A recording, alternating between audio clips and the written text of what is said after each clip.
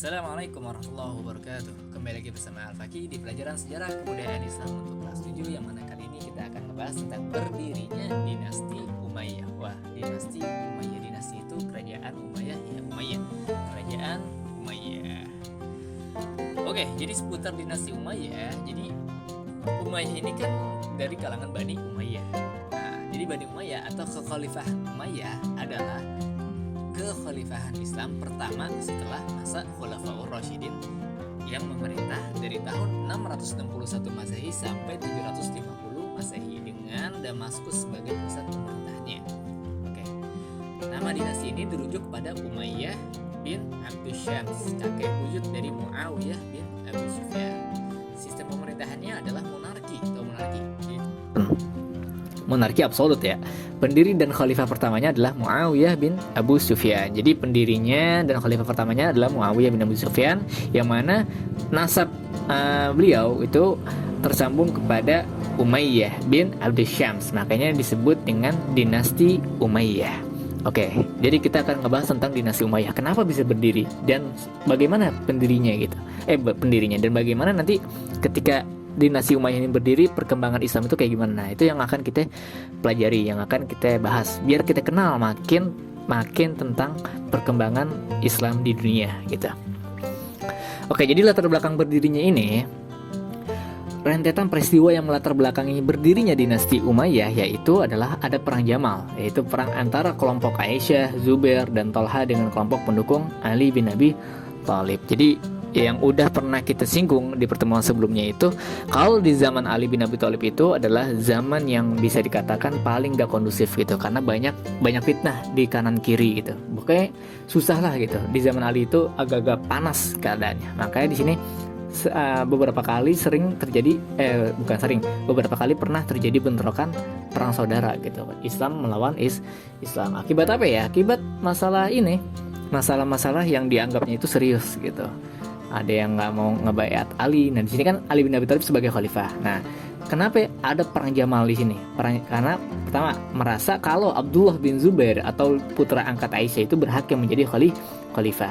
Terus juga ada provokasi dari Abdullah bin Sabah, yaitu seorang orang yang ngaku Islam tapi orang yang pengen menghancurkan Islam. Nah, atau bisa dikatakan orang munafik gitu. Nah, di sini karena kan pernah tuh di zaman Ali itu ada orang yang gak mau ngebaiat Ali bin Abi Thalib dengan dalih, temuin dulu nih siapa pembunuh daripada Khalifah Utsman bin Affan gitu. Jadi jangan main angkat khalifah aja gitu, tapi harus dituntasin dulu nih permasalahan Utsman bin Affan. Karena Utsman bin Affan itu kan meninggalnya itu kan karena dikeroyok banyak orang gitu kan, kayak semacam pemberontakan gitulah. Pokoknya ini bukan masalah sepele, masalah serius gitu.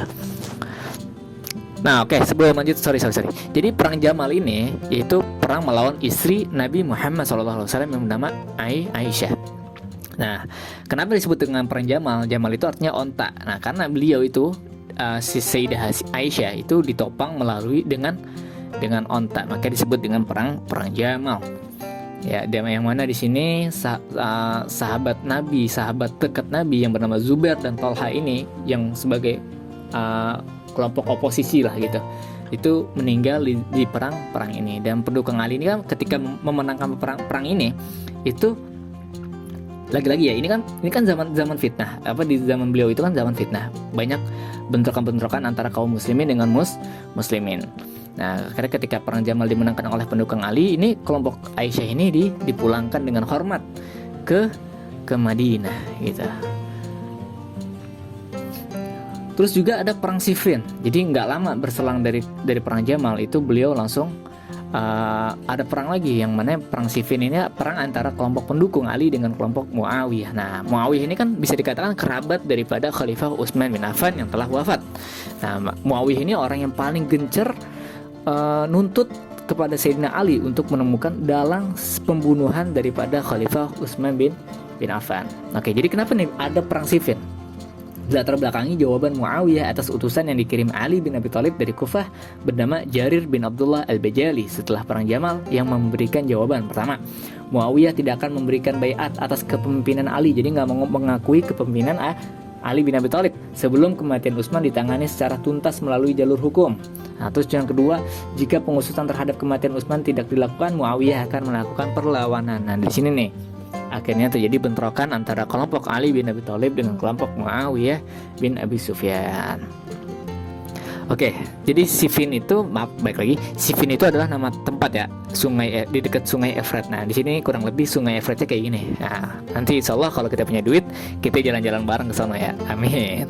Sambil pergi haji, sambil ziarah-ziarah, wah enak banget ya, apalagi bareng keluarga, wah keren banget ya.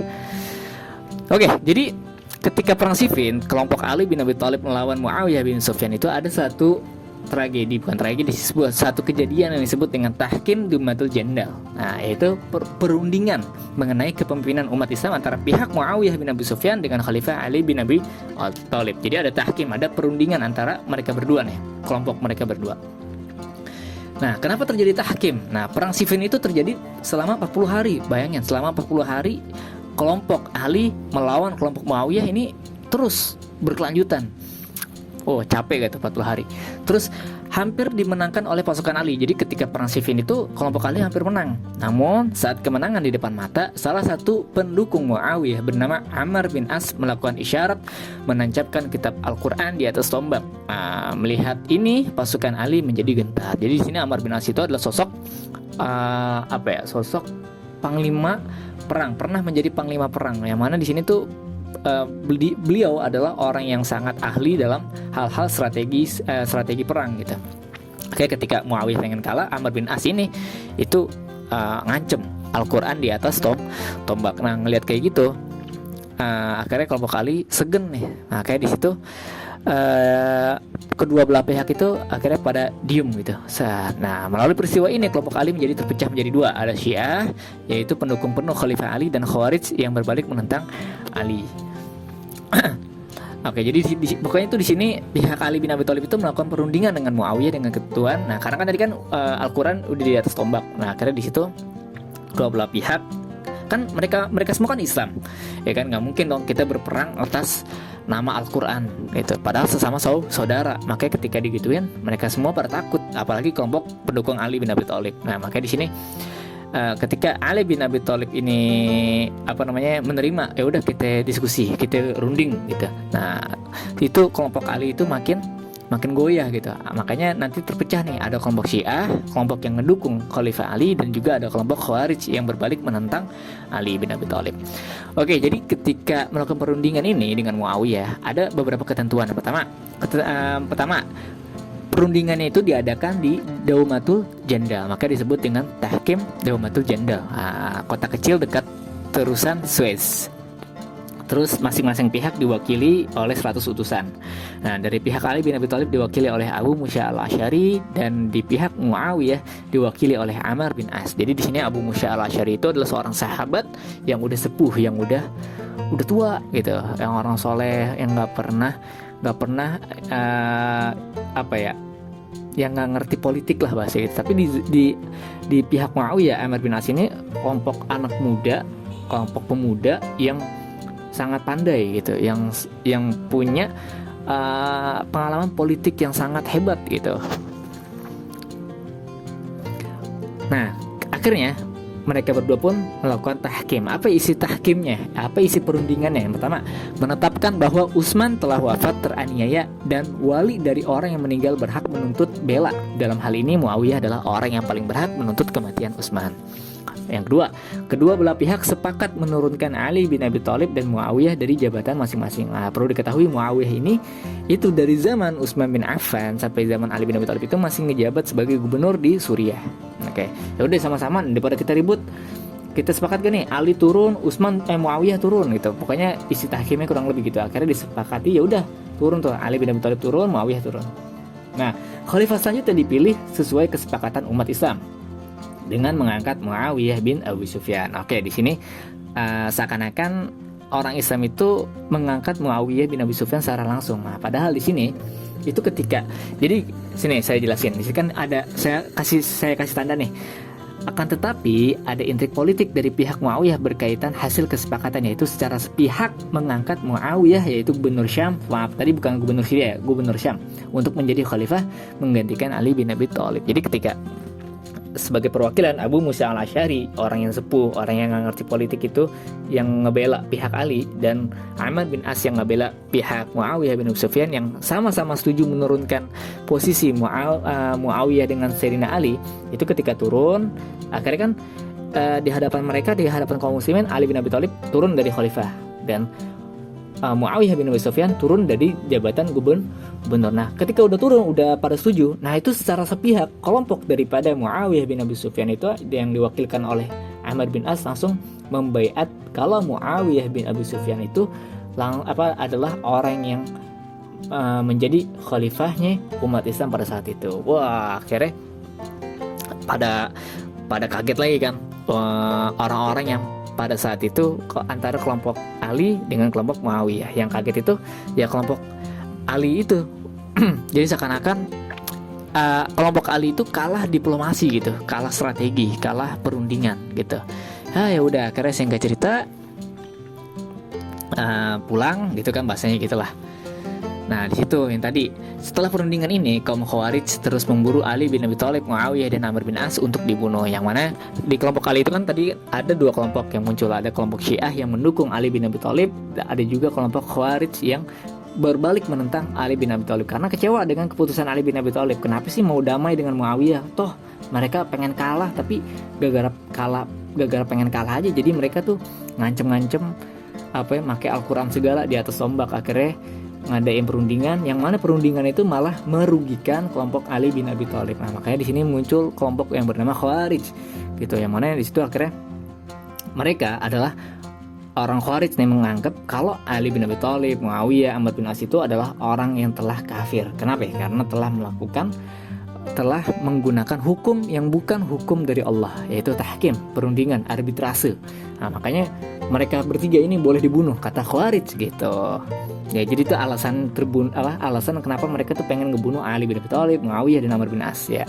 Karena mereka telah menggunakan hukum selain daripada hukum Allah. Nah, ini orang-orang ekstrim Khawarij. Tapi yang berhasil terbunuh hanyalah Ali bin Abi Thalib oleh Abdurrahman bin Muljam atau terkenal dengan Ibnu Muljam pada tanggal 19 Ramadan 40 Hijriah atau 660 Masehi ketika melaksanakan sholat subuh. Nah, kalau mengenai tanggalnya ini ada beberapa versi, emang ada perbedaan riwayat. Tapi di sini kita akan ngikutin buku, yaitu 19 Ramadan 40 Hijriah.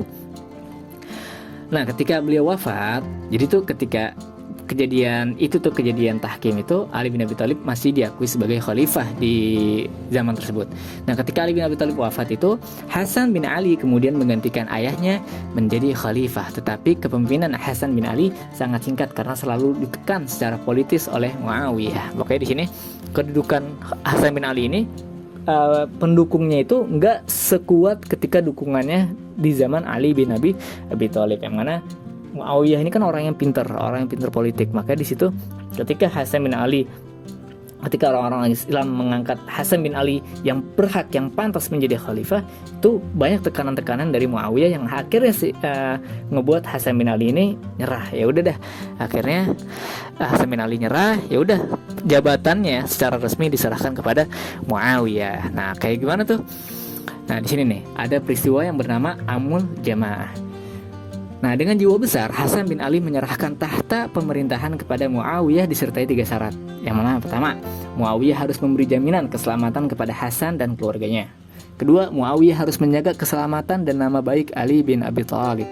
Yang ketiga, kemudian yang terakhir, setelah Muawiyah wafat, penentuan khalifah harus diserahkan kepada musyawarah kaum muslimin.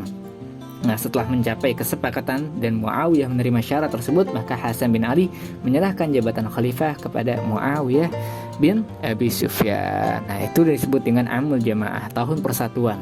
Nah, karena di sini kan Hasan bin Ali nggak kepengen masa umat Islam berantem terus sih.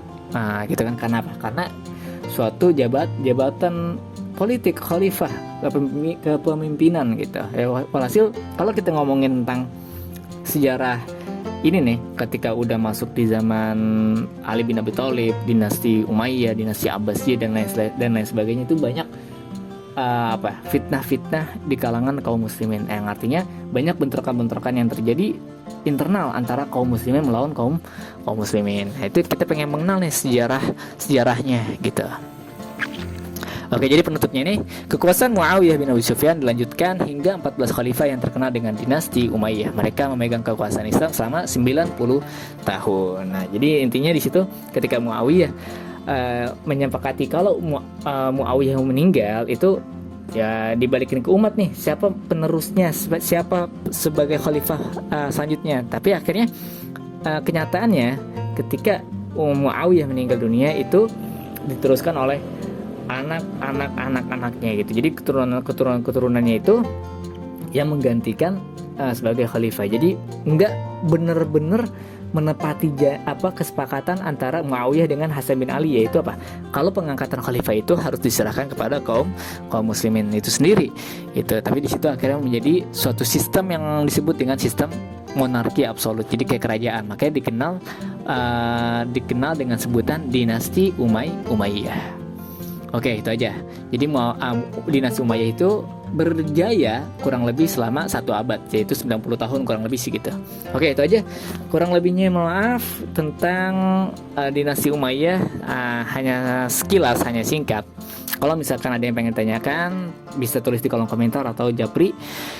Atau juga nanti di pertemuan yang selanjutnya kita akan ngebahas lebih dalam lagi, dan disitu akan ada sesi tanya jawab seputar dinasti Umayyah. Jadi yang pertama yang kita tekenin di sekarang ini mengenal sejarah berdirinya dulu nih, sejarah berdirinya dinasti Umayyah. Oke, kurang lebihnya maaf. Wassalamualaikum warahmatullahi wabarakatuh.